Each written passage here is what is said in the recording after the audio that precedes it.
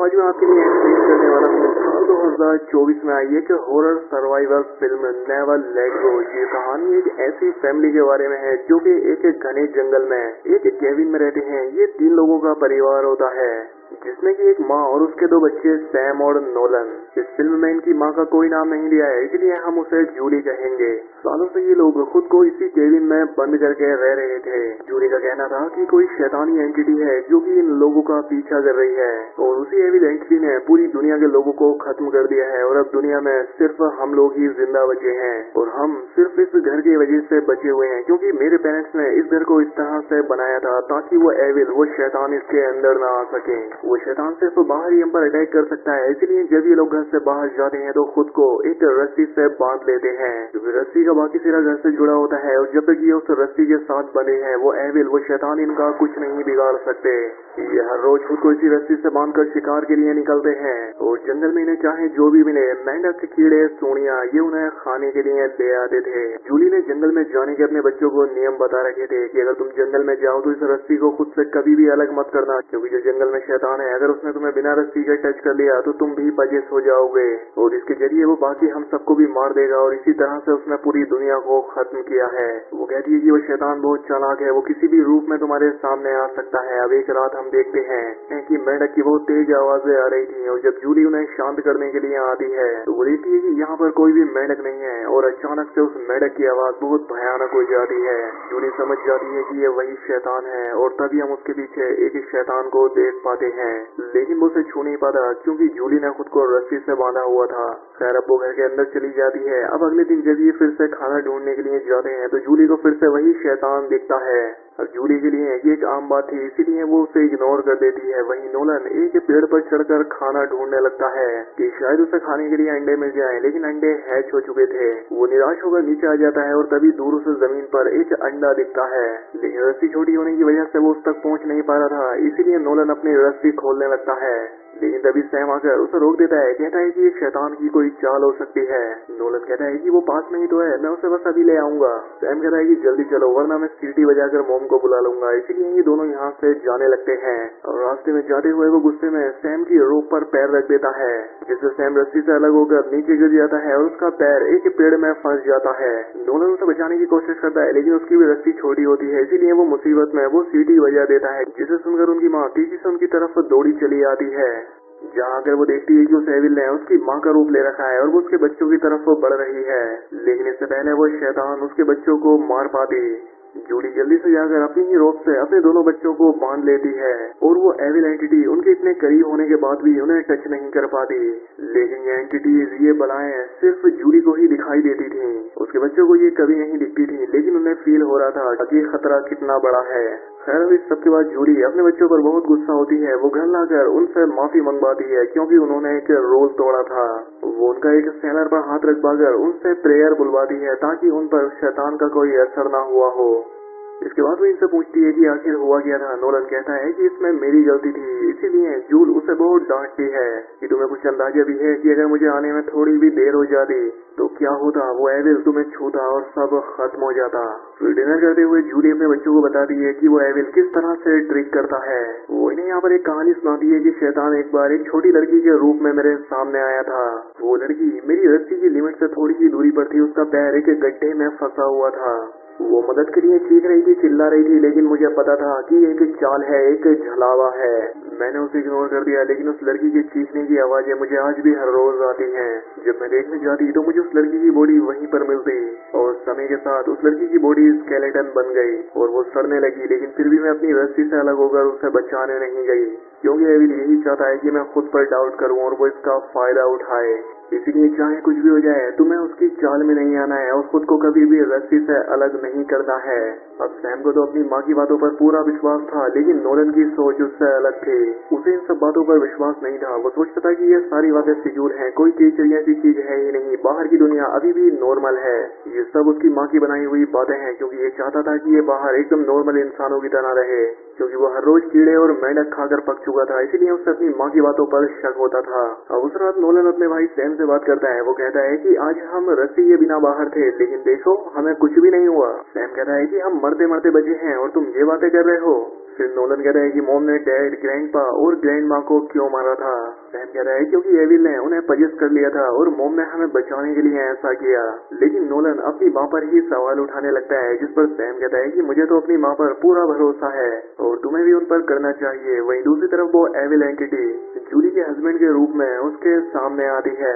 वो जूली के पास्ट के बारे में उससे कुछ बातें करता है और उसे इमोशनली तोड़ने की कोशिश करता है, लेकिन जूल कहती है कि वो मेरा पास्ट था और मेरा उससे कोई लेना देना नहीं है, मैं अब में जीती हूँ। जिस पर वो शैतान उसे धमकी देता है कि तुम ज्यादा दिन तक अपने बच्चों को नहीं बचा पाओगी और एक न एक दिन मैं तुम्हें पजेस कर ही लूंगा और तुम्हारी जरिए तुम्हारे बच्चों का भी खात्मा कर दूंगा। अब अगले दिन जब जूली अपने ग्रीन हाउस में काम कर रही होती है तो नोलन देखता है कि उसकी माँ की पीठ पर एक सांप का टैटू बना हुआ था जो कि शैतान को दिखाता है। नोलन को ये काफी अजीब लगता है। वो कहता है कि जिस शैतान से आप भाग रही हैं उसी का टैटू तुमने बनवा रखा है, जिस पर वो उसे बताती है कि ये टैटू मैंने अपनी शादी से पहले बनवाया था।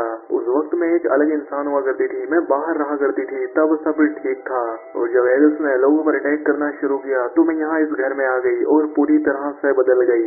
नोलन कहता है कि ऐसा भी तो हो सकता है कि हम अकेले ना हो और हमारे जैसे और भी परिवार हों जो कि एलिस से बचकर रह रहे हों, लेकिन जूल कहती है कि बाहर कोई नहीं है और जो बचे हैं वो सिर्फ हम हैं। अब रात में जब जूली नहा रही होती है तो नोलन वहाँ पर आता है जो कि नींद में चल रहा था, क्योंकि नोलन को नींद में चलने की बीमारी थी, इसलिए उसकी माँ ने उसके पैर में घंटी बांध रखी थी कि कहीं वो रात में नींद में घर से बाहर ना निकल जाए। लेकिन आज वो घंटी बांधना भूल गया था, इसलिए जूल उसे ले जाकर वापस उसे सुला देती है। अब अगले दिन जब जूली खाना ढूंढने के लिए जा रही है तो उसे एक कौवा दिखाई देता है, लेकिन जूल जब उसे क्लोज से मारने के लिए जाती है तो वो देखती है कि वो कौवा नोलन के चेहरे को नोचकर खा रहा है, जिसे देखकर वो सहम जाती है। लेकिन अगले ही पल उसे होश आता है कि ये सब सच नहीं है, इसलिए वो फिर से ट्राई करती है, लेकिन एविल उसे फिर से बहकाता है और वो कौवा यहाँ से चला जाता है। और इसलिए जब आज उन्हें खाने के लिए कुछ नहीं मिलता तो पेड़ की छाल खाकर ही उन्हें रात बितानी पड़ती है, जिसे तेल में तलकर उस पर शहद लगाकर ये लोग उसे खाते हैं। खैर अब एक दिन जब ये तीनों पेड़ की छाल निकाल रहे होते हैं कि तभी नोलन देखता है कि वहाँ पर जूल और सैम नहीं है, कि तभी कोई उसकी रस्सी को खींचने लगता है और उसे खींचता हुआ कुएं के पास तक ले आता है और हम कुएं में एक सांप की तरह दिखने वाले क्रीचर को देख पाते हैं। लेकिन अगले ही पल हमें पता चलता है ये नोलन का एक नाइटमेयर, एक बुरा सपना था। दरअसल वो नींद में चल रहा था और वो बिना रस्सी के बाहर आ गया था, लेकिन तभी जूली उसे आकर पकड़कर अंदर ले जाती है और उसे फिर से उसी सेलर में बंद करके उससे वो रिचुअल कराती है, जिस पर नोलन रोने लगता है। वो कहता है कि मुझे टॉयलेट जाना है, लेकिन जूली उसकी नहीं सुनती। खैर अब जूली थोड़ी देर में सेलर खोल देती है जहाँ पर नोलन ने पेंट में ही टॉयलेट कर दिया था।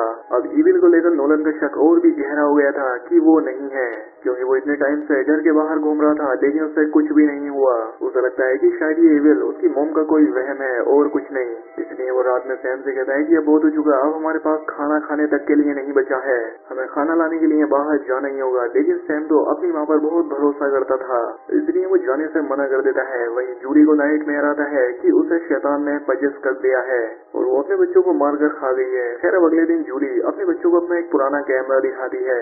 बच्चों ने पहली बार किसी ऐसी चीज को देखा था। जूलू ने बताती है कि ये कैमरा है और इससे फोटो खींचे जाते हैं और फिर उन्हें अपनी एक पुरानी फोटो दिखाती है जो कि उसके शादी से पहले की थी और हम देख पाते हैं कि वाकई में जूल पहले कितनी अलग थी।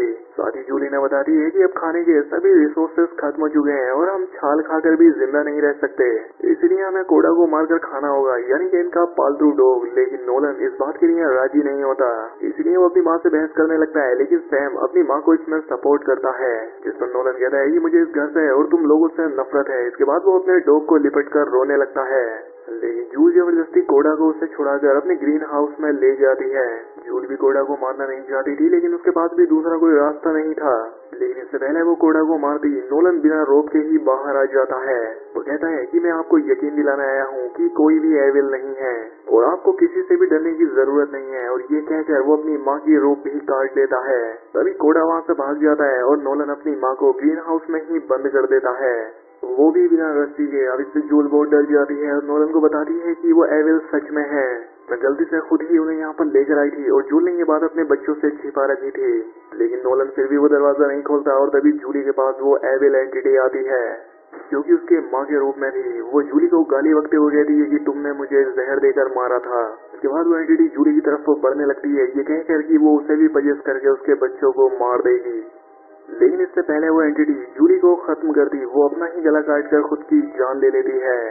अब इतने में ही सैम आकर ग्रीन हाउस का दरवाजा खोलता है और अपनी माँ को यहाँ पर मरा हुआ देखकर दोनों बच्चे बुरी तरह से टूट जाते हैं।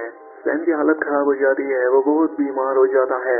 अब नोलन उसका ध्यान रख रहा था, वो देखता है कि उसका भाई भूख से तड़प रहा है, इसलिए वो फैसला करता है कि वो मदद ढूंढने के लिए यहाँ से बाहर जाएगा। अब वो उन तीनों रस्सियों को जोड़कर पूरी तरह से सीधा बना लेता है। वो किसी तरह से रोड तक पहुँच जाता है जहाँ पर दूर दूर तक उसे कोई दिखाई नहीं देता। नोलन यहाँ पर काफी देर तक मदद के लिए आवाज लगाता है, लेकिन कोई भी जवाब न आने पर वो वापस अपने घर लौट आता है। लेकिन तभी एक हाइकर वहाँ पर आता है। वो कहता है कि मैंने तुम्हारी आवाज सुनी, क्या सब कुछ ठीक है? पहले नोलन को लगता है कि ये कोई एविल एंटिटी तो नहीं है, लेकिन उसे बाद में यकीन होता है कि ये इंसान ही है। नोलन कहता है कि मेरी माँ गुजर चुकी है और मेरा भाई बीमार है, मुझे उसे खाना खिलाना है।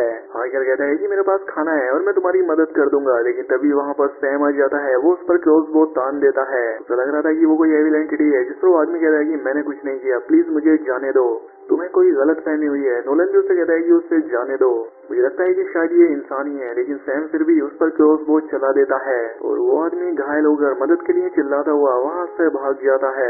अब नोलन उसे देखने के लिए जाता है। सैम उसे रोकता है कि ये कोई चाल हो सकती है, लेकिन नोलन उसकी बात न सुनकर उस आदमी के पीछे चला जाता है। फिर नोलन उस आदमी के पास जाता है जो कि जमीन पर पड़ा तड़प रहा था और उसने 911 पर कॉल कर दिया था और दूसरी तरफ से आवाज भी आ रही थी, जिसका मतलब था कि दुनिया खत्म नहीं हुई है, इंसान जिंदा है और इनकी माँ ने इनसे झूठ बोला था। खैर नोलन ने तो पहली बार फोन देखा था, इसलिए उसे समझ नहीं आता कि ये क्या चीज है, लेकिन उसे खाना चाहिए था, इसीलिए वो उसका बैग लेकर यहाँ से चला जाता है और वो आदमी वहीं पर मारा जाता है। फिर नोलन घर आकर कहता है कि मैं खाना लेकर आया हूँ और ये उस आदमी का है, वो इंसान ही था। लेकिन सैम ये खाना नहीं खाता, वो अभी भी इसी बात पर कायम था कि वो इंसान असली नहीं था बल्कि वो शैतान था, इसलिए इन दोनों में बहस हो जाती है। खैर अब रात में जब सैम को भूख लगती है तो वो इस आदमी का खाना खाने लगता है और रात में सैम को उस आदमी के बैग से उसका पर्स मिलता है जिसमें उसकी बेटी की फोटो होती है, जिससे सैम को रियलाइज होता है कि उसने एक इंसान को मार दिया जिससे उसकी बेटी अनाथ हो गई। उसे इस बात का बहुत दुख होता है। बैग में उसे फ्लैश लाइट भी मिलती है जिसे लेकर वो बाहर बैठ जाता है कि तभी उसे एक आवाज सुनाई देती है जो कि उसे ग्रीन हाउस की तरफ से आ रही थी। और जब वो वहाँ देखने जाता है तो वो क्या देखता है कि ग्रीन हाउस के अंदर उसकी माँ चल रही थी, लेकिन जब वो दरवाजा खोलता है तो देखता है कि उसकी माँ की लाश तो जमीन पर ही पड़ी थी। और तभी वहाँ पर एक छोटी बच्ची आती है, वो कहती है कि मेरे डैडी यहाँ पर आए थे लेकिन वो अभी तक नहीं लौटे, क्या तुमने उसे देखा है? सैम उस लड़की को देखते ही समझ जाता है कि उस हाइकर की बेटी है। तभी वो लड़की कहती है कि फ्लैश लाइट तो मेरे पापा की है, तुमने उनके साथ क्या किया? सैम कहता है कि ये सब गलती से हुआ, जिससे वो लड़की समझ जाती है कि इसने उसके डैड को कुछ किया है। वो बच्ची डर के मारे यहाँ से भागने लगती है। सैम भी उसके पीछे जाता है, लेकिन रस्सी से बंधे होने की वजह से वो ज्यादा दूर नहीं जा पाता। सैम को यकीन था कि वो बच्ची असली है, इसलिए वो रस्सी खोलकर उसे ढूंढने जाता है। लेकिन तभी इस कहानी में एक भयानक मोड़ आता है।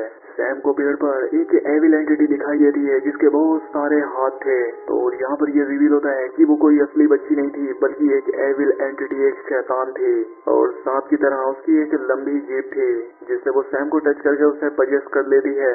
जिसके बाद पजेस हुआ सैम घर के अंदर नोलन को बंद करके अपने घर को आग लगा देता है और कहता है कि अब ये घर भी तुम्हें बचा नहीं पाएगा और जलते हुए घर के साथ कैमरे से एक सेल्फी लेता है। घर के अंदर नोलन खुद को बचाने की कोशिश कर रहा था कि तभी एक एविल एंटिटी जूली के रूप में उसके सामने आती है।